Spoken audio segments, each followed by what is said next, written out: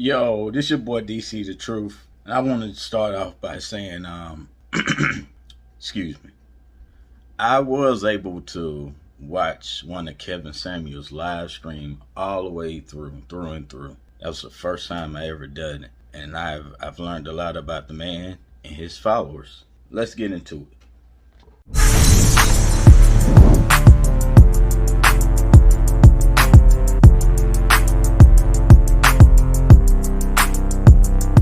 Now, there are many critics to the Manosphere, so to speak, and a lot of times they like to use the argument that Kevin Samuels and his followers are, well, not Kevin Samuels, but his followers are not really high value. I would say just like anybody else that's influencing and trying to make men, get on their purpose, so to speak. A lot of them aren't going to be high value. I mean, I can kind of see this for myself just being in a live stream. Some of those guys could still be in school. Some of them just maybe just currently working on their purpose. Some of them just striving to get better. So I can't knock those men for that, and the women that comes after them. But on the flip side, I understand even in there, yes, there are a lot of men just in there just to get off on seeing, I guess, women being uncomfortable. But can you really just say that's their fault? Some of them women know better coming on to the show, what to expect. You already know it's like, dang, you just hung yourself. I believe a lot of the women that really call in the show really get on there just to be famous. Don't you got to say, I'm going to make you famous. But anyway, that's besides the point. Before I dive back into Kevin Samuels' supporters, I just want to say, really, just the show, I don't have nothing but one critique of Kevin Samuels' show, and that's and it was funny to me, that's the whole run me my donation. That part of the show was funny, but then again, I looked and I seen so many members that's already subscribed to Kevin Samuels, but then again, it's like, hey, I'm a bit proponent of, like, I don't care how big you get here on YouTube, you always got to remain humble. People are gonna disagree with me, but hey, we would call out I would see these same YouTubers, especially female, not YouTubers, but like streamers, Twitch streamers. They'll sit there like, they'll say something like, well, you guys can afford that. I'm not going to show no more skin if you guys don't donate. It's almost that part, that part is a real big turnoff to me. Anybody just sitting there, just, you begging for donation. Always be happy with what people giving you off rip. And to me, I say the fact that some of these guys are members, I know YouTube might take a portion of that. So it's like, hey, okay, people donating to this man anyway. But I don't mean for this to spin off into, one big donation thing. That's video for another topic. That's just one critique I had of that show. So now let's just get back to Kevin Samuels' followers. All of them, everybody that follows Kevin Samuels is not going to be high value, as the quote is said. And I think this whole high value thing is misquoted, so out of place. It should be like, you should have the term, to me, I think it should be like a high profile man, so to speak. If you look at athletes such as LeBron James or something like that, he would be considered high profile. Any man that's making over 100K a year, they will be high profile.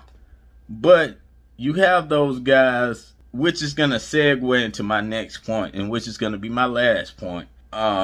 What is a high value man to me?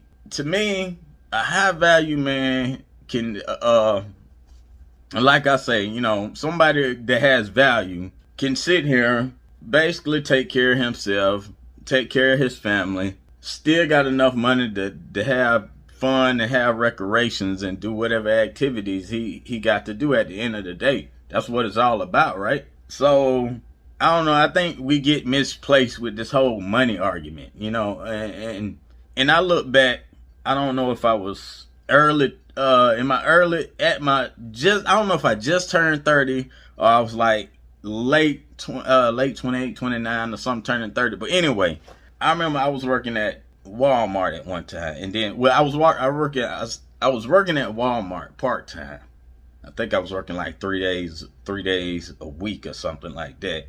But I also had a job that was, I want to say I was grossing like 25K or 28K a year at that time. This is before I became a mechanical engineer. So man, I saved my money up from the funds I was making for Walmart.